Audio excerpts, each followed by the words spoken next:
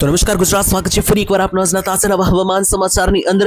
ગુજરાત રાજ્યના હવામાનમાં અચાનક મોટા પલટાવાને લઈને સૌથી મોટી અપડેટ સામે આવી રહી છે. તેની વચ્ચે ગુજરાતના કયા જિલ્લાઓ છે કે જ્યાં ટાર્ગેટ કરશે વાવાઝોડું અને માવઠાના એંધાણ, ત્યારે વાવાઝોડાને લઈને પણ આઈએમડી એટલે કે ઓફિશિયલ હવામાન ખાતાએ મોટી અપડેટ આપી દીધી છે. પરંતુ સૌથી પહેલા તમને આપી દઉં માહિતી કે વાવાઝોડું ગુજરાતને કોઈ અસર કરવાનું નથી, પરંતુ ગુજરાત સિવાય ભારતના અન્ય 4 રાજ્યો પર અસર કરશે અને તેની થોડી ઘણી અસર જે છે તે મિત્રો ગુજરાત રાજ્ય સુધી પણ દર્શાવશે તેવી સૌથી મોટી અપડેટ આવી રહી છે, જેના વિશે જાણવાના છીએ આજના વિડીયોની અંદર. અને ગુજરાત ઉપર મિત્રો જે છે તે ચારો તરફ દિશા તરફથી એક વેસ્ટર્ન ડિસ્ટર્બન્સનું એક સક્રિય થયેલું માવઠું જે છે તે આગળ વધી રહ્યું છે. તો આજે WD એટલે કે વેસ્ટર્ન ડિસ્ટર્બન્સને કારણે ગુજરાત રાજ્ય પર અત્યારે જે સૌથી મોટી અપડેટ આવી રહી છે કે માવઠાઓ જે છે તે ગુજરાત રાજ્યને ઘેરી શકે, ત્યારે હું તમને આજના વિડીયોની અંદર તારીખ સાથેની માહિતી આપવાનો છું. મિત્રો 2 તારીખે બપોર પછીથી લઈને 3 તારીખની રાત સુધી આ માવઠાની જે છે તે સૌથી વધારે ઘાતક સંભાવનાઓ સામે આવી રહી છે. તો જો તમે આ વિડીયો જોઈ રહ્યા હોય 2 તારીખે બપોર પછીથી લઈને 3 તારીખની રાત સુધી, તો આ વિડીયો ખાસ જોઈ લેજો અંત સુધી, કારણ કે 2 અને 3 તારીખ ગુજરાત રાજ્ય માટે ભારે માવઠાને લઈને સૌથી ઘાતક આગાહીઓ જે છે તે સામે આવી રહી છે, જેના વિશે આજના આ વિડીયોની અંદર વાત કરીશું.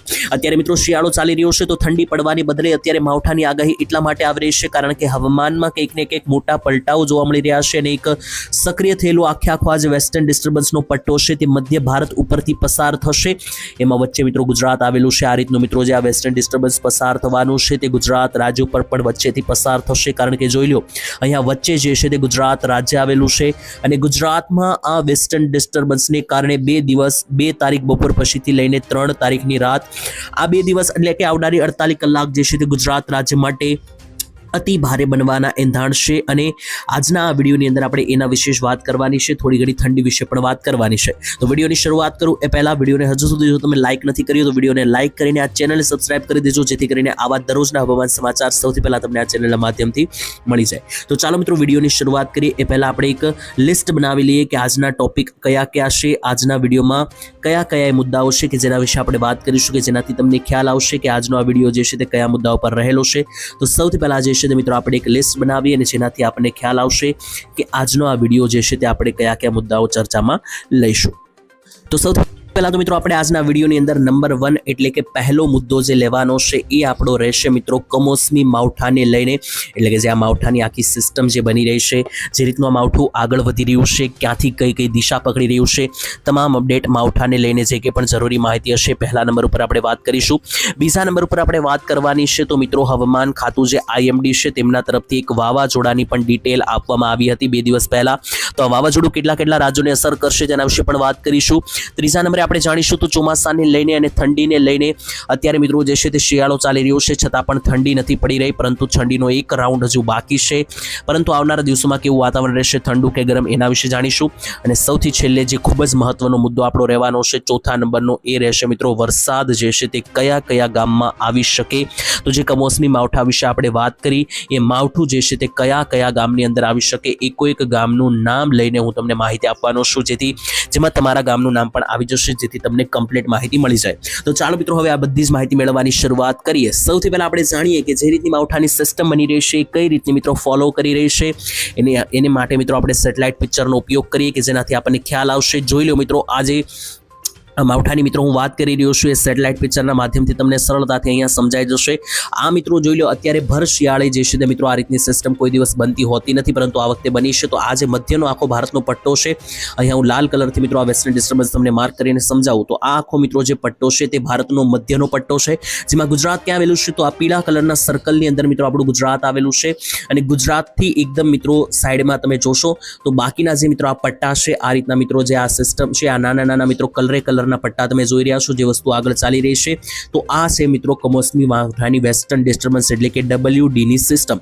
હવે મિત્રો તમે એમ કહેશો કે ગુજરાતથી જોઈ લો તો મિત્રો આ સિસ્ટમ ઘણી બધી દૂર છે, પરંતુ ગુજરાત ઉપર તેની અસર જે છે તે થશે, કારણ કે આ સિસ્ટમ જે ગુજરાતથી મિત્રો આ સિસ્ટમ જોશો તો ઘણી બધી આ રીતની દૂર છે, પરંતુ ગુજરાતથી દૂર છે એટલા માટે જ ગુજરાતમાં માત્ર માવઠાની આગાહી છે. જો આ સિસ્ટમ અહીંયા મધ્ય ભારતમાં જે છે સીધી ગુજરાત ઉપર હોત તો ગુજરાતમાં 2 થી 4 ઇંચના વરસાદ પણ પડી શકે તેમ હતા, પરંતુ પરંતુ ગુજરાત ઉપરથી આખી સિસ્ટમ પસાર નથી થવાની, માત્ર તેના અવશેષો જે છે તે મિત્રો આ રીતના ગુજરાત ઉપરથી પસાર થવાના છે, જેથી ગુજરાત રાજ્ય ઉપર પણ જે છે તે મિત્રો અત્યારે ઝાપટાની આગાહી દેખાઈ રહી છે.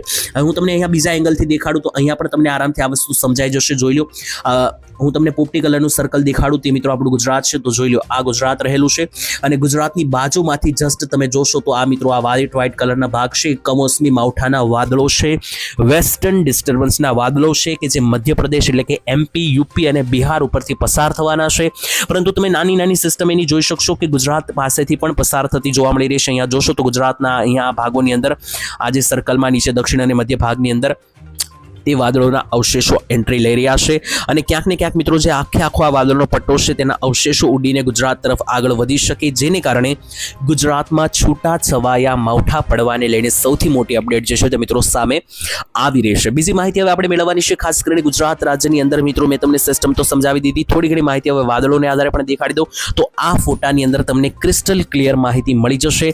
જોઈ લો મિત્રો, ગુજરાતની અંદર આ આખો પટ્ટો છે જેમાં ગુજરાત મિત્રો અહીં આવેલું છે અને ગુજરાતની બાજુમાંથી તમે જોશો તો આ એક ભરચક એક મોટો કાળા ડિબાંગ વાદળનો ઘેર આગળ વધી રહ્યો છે. તો હવે તમને આઈડિયા આવી ગયો હશે કે શા માટે આ માવઠા પડવાના એંધાણ છે, કારણ કે એક બાજુ આપણું ગુજરાત રહેલું છે અને ગુજરાતની જસ્ટ બાજુમાંથી આ રીતની મિત્રો એક આ વાદળની પેટર્ન જે છે તે આગળ વધી રહી છે, જેના અવશેષો જે છે તે ગુજરાત સુધી આ રીતના આગળ વધી શકે. તો આ પેટર્ન મેં તમને સમજાવી દીધી. તો હવે આ જે સિસ્ટમ માવઠાની મેં તમને સમજાવી તેને આધારે કયા કયા ભાગમાં ગુજરાતમાં અસર થઈ શકે તેના વિશે આપણે માહિતી મેળવીએ. તો મિત્રો ખાસ મિત્રો તમને એની પહેલા હું સૌથી પહેલા માહિતી આપી દઉં, તારીખોને આધારે હું તમને સમજાવું કે જેનાથી તમને વધારે ખ્યાલ આવશે.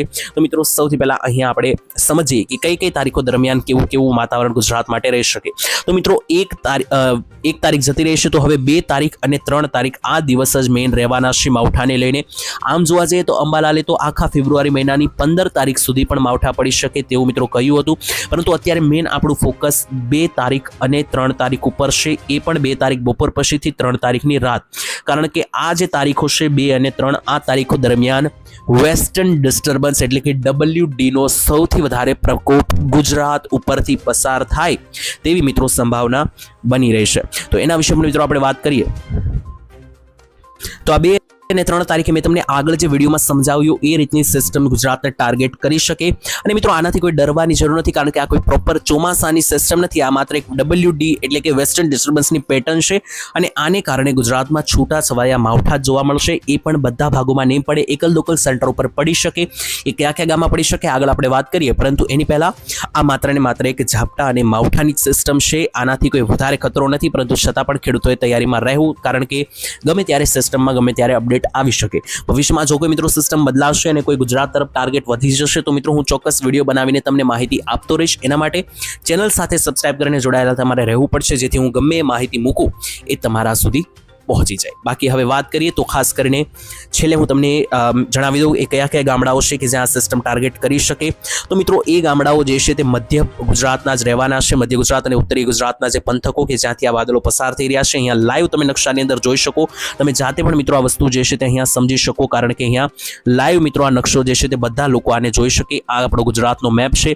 આ વ્હાઇટ કલરના જે વાદળો ગુજરાત તરફ આવી રહ્યા છે એ જ બધા ભાગોની અંદર માવઠા પડવાની સૌથી વધારે સંભાવનાઓ અત્યારે હાલ તોડાઈ રહી છે. જેમ કે અહીંયા જુઓ તો આ મધ્ય ગુજરાતનો જે આખો પટ્ટો છે ત્યાં મિત્રો વાદળો સારા એવા છે, જ્યાં ગોધરા, દાહોદ, વડોદરા, આણંદ, ભરૂચ, છોટાઉદેપુર, રાજપીપળાથી લઈને ઉપરના અરવલ્લી, પંચમહાલના જે આ વિસ્તારો છે તો આ ભાગોની અંદર ઝાપટા પડવાના એંધાણ છે. ઉત્તર ગુજરાતના મહેસાણા, પાટણમાં હાલ આજે કોઈ માવઠાની સંભાવના નથી. કચ્છમાં પણ હવે કોઈ માવઠાની સંભાવના નથી. સૌરાષ્ટ્રની અંદર જોઈએ તો અમરેલી, ભાવનગર લાગુના સેન્ટર ઉપરથી વાદળોની જો પેટર્ન પડે તો માવઠા પડી શકે, થોડા ચાન્સ દેખાઈ રહ્યા છે.